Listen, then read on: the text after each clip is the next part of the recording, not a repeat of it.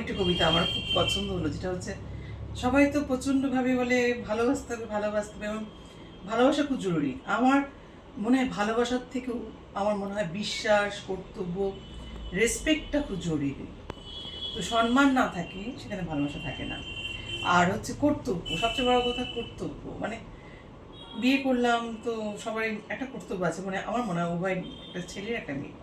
তো এমন একটি কবিতা আমার খুব পছন্দের, আপনাদের সাথে শেয়ার করছি। নির্মল নির্মলেন্দু গুণের, কবি নির্মলেন্দু গুণ। তোমার চোখ এত লাল কেন?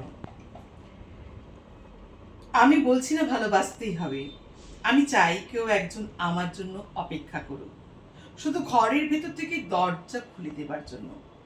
বাইরে থেকে দরজা খুলতে খুলতে আমি এখন ক্লান্ত।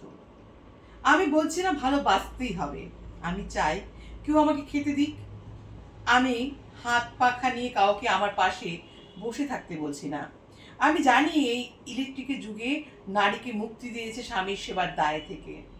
আমি চাই কেউ একদিন জিজ্ঞেস করুক, আমার জল লাগবে কিনা, আমার নুন লাগবে কিনা, পাট শাক ভাজার সঙ্গে আরও একটা তেল ভাজা শুকনো মরিচ লাগবে কিনা। এটো বাসন, গেঞ্জি, রুমাল আমি নিজেই ধুতে পারি।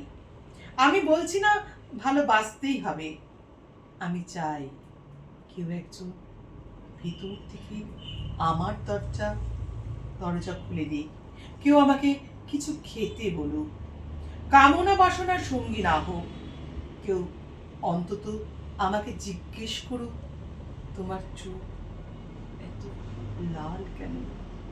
আসলে একটা মানুষকে বোঝার থেকে বড় কিছু হয় না। ভালোবাসার থেকেও ভীষণ জরুরি একে অপরকে বোঝা।